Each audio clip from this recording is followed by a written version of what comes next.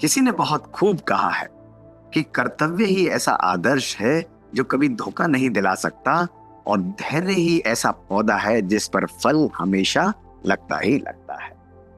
ओम शांति दोस्तों, नमस्कार। दोस्तों, ये बहुत पुराने समय की बात है कि एक व्यक्ति घूमता घूमता भटकता भटकता रेगिस्तान में पहुंच गया। दोस्तों, उसने रेगिस्तान अपनी जिंदगी में पहले कभी नहीं देखा था। वहां देखते ही वो इतना घबरा गया। उसने कहा, देखो ये कैसी सूखी जगह है। घूम रहा था, जा रहा था, कई घंटे बीत चुके थे, पसीने में तर था। उसने कहा, ना यहाँ हरियाली है, ना कोई पेड़ पौधे हैं, ये भी कोई रहने की जगह। वो दोस्तों आगे भटकता भटकता पहुंचा। उसके मन में बार बार संकल्प आ रहा था कि हे प्रभु, काश तुम यहाँ पर किसी तरह मुझे पानी दे देते। पानी देंगे तो ये जगह ही कोई मैं परिवर्तित कर दूंगा। दोस्तों बैठा रहा, कुछ घंटे परमात्मा के ध्यान में बैठा रहा। दोस्तों, क्या अद्भुत चमत्कार वहां पर हुआ कि उसने कुछ ही घंटे वहां पे परमात्मा को याद किया था, अपने दिल से परमात्मा से बात मांगी थी और उसने देखा आगे चलते चलते कि वहां पर एक बड़ा सा कुआं है। और दोस्तों, वो कुआं भी कैसा कुआं कि वो पानी से लबालब भरा हुआ था। वो तो एकदम चकित रह गया कि मैंने तो परमात्मा से पानी मांगा और परमात्मा ने यहाँ पर पानी उपस्थित कर दिया।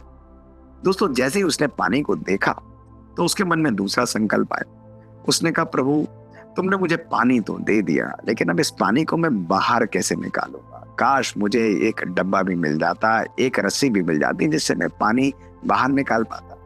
दोस्तों, यूं बैठा हुआ सोच ही रहा था, तभी उसने जैसे ही नजर उठा के देखा तो उसके सामने बराबर में वहीं पर एक रस्सी और एक डब्बा भी पड़ा हुआ था। दोस्तों, जैसे ही उसने देखा तो उसके तो खुशी के ठिकाने नहीं रहे। उसने कहा, अद्भुत, मैंने तो केवल रस्सी और ये डब्बा मांगा और परमात्मा ने मुझे ये रस्सी और डब्बा भी दे दिया।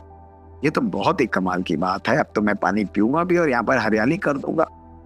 दोस्तों, अब ये सोच ही रहा था कि उसके मन ने फिर उसको अंदर से खटखटाहट एक दस्तक दी और कहा कि भाई, अब ये पानी तो मैं बाहर निकाल लूंगा, लेकिन प्रभु इसको ढोने वाला कौन होगा। कोई ढोने वाला भी तो चाहिए जो इस पानी को लेकर जाए, जो पानी को यहाँ से दूसरी जगह ट्रांसपोर्ट करे। दोस्तों, उसका ये सोचना ही था, तभी उसे पीछे से आवाज आई और उसने देखा कि एक बहुत बड़ा सा हिरस्पुट ऊंट उसके सामने खड़ा हुआ है। दोस्तों, वो ऊंट उसके पास सामने था और उसे देखकर ही वो तो एकदम घबरा गया। उसके मन में संकल्प आया कि अरे भाई, मैं कहीं माया जाल में तो नहीं फंस गया। मैंने पानी मांगा, पानी आ गया।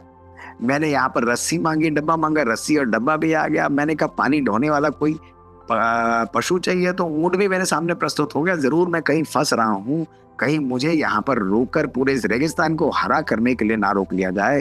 दोस्तों, उसने कहा कि भाई, इस चक्र से मुझे बाहर निकलना है, मैं तो भागूंगा। दोस्तों, जा ही रहा था, अपने माथे से पसीने पोंछ ही रहा था और तभी उसके पास एक पत्ता, एक पेपर उड़कर आया और उसके पास आकर उसके सामने गिर गया। और दोस्तों, उसने उठाकर उसे पढ़ा तो उस पर बहुत अद्भुत शब्द लिखे थे।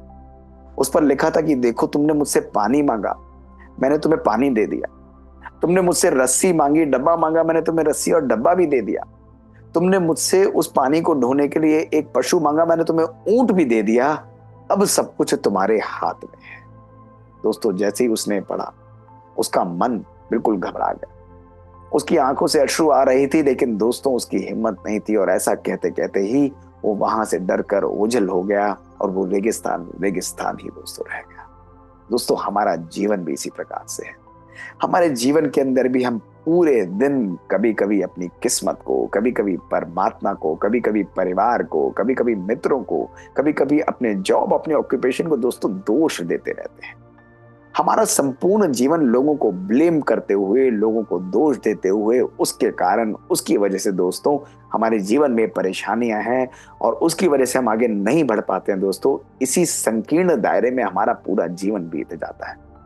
दोस्तों, अधिकार की कल्पना और अधिकार को जतलाना हम अच्छी तरह जानते हैं, लेकिन अक्सर मानव अपने जीवन के अंदर कर्तव्यों की विस्मृति पैदा कर लेता है। वो भूल जाता है कि अधिकार को बैलेंस करने वाला दूसरा जो पासा है, दूसरा जो अंश है दोस्तों, वो है हमारे कर्तव्य। दोस्तों, अगर हम अपने जीवन में कर्तव्य दोस्तों कर्तव्य निष्ठ होकर करेंगे तो अधिकार की प्राप्ति दोस्तों स्वतः ही हमें अपने जीवन में हो जाती है। आप जरूर अपने जीवन को भी दोस्तों झांक कर देखिए। एक दिन, केवल एक दिन दोस्तों रेस्पॉन्सिबिलिटी स्वयं के ऊपर लेना सीखिए। जीवन में, हमारे लाइफ में कुछ भी होता है दोस्तों, उसके लिए कभी भी कोई व्यक्ति, वस्तु और परिस्थिति रिस्पॉन्सिबल नहीं होती। यदि वो व्यक्ति, वस्तु और परिस्थिति हमारे सामने एक टफ सिचुएशन भी लाती है, तो वो हमें आगे बढ़ाने के लिए लाती है, हमारे मनोबल को शक्तिशाली बनाने के लिए लाती है दोस्तों। उसको ब्लेम करने से, उसको कोसने से हम जीवन में कभी भी आगे नहीं बढ़ पाएंगे, अपितु अपनी ही क्षमताओं को हम कम करते चले जाते हैं दोस्तों।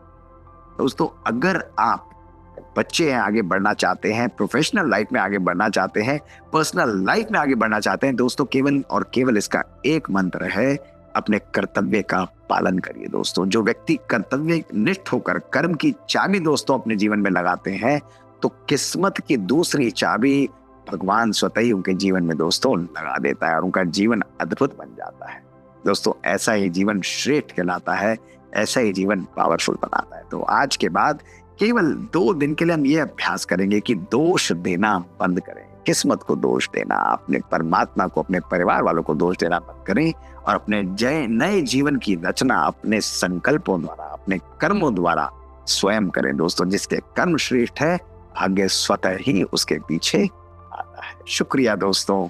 ओम शांति। दोस्तों, बात बात की सीरीज में हम छोटी छोटी कहानियां आपके पास लेकर आते हैं और ये कहानियां कभी कभी हमारे जीवन को बदल देती हैं। बातें छोटी हैं दोस्तों, लेकिन अद्भुत हैं। और यदि आपके पास भी कोई ऐसी कहानी है तो हमें लिख कर भेजिए। आपकी इन कहानियों को इस सीरीज में हम लेकर आएंगे दोस्तों। हमारा ईमेल है bkdrmohitgupta@gmail.com। इंतजार रहेगा आपके लिखी हुई ईमेल्स का। शुक्रिया दोस्तों। ओम शांति।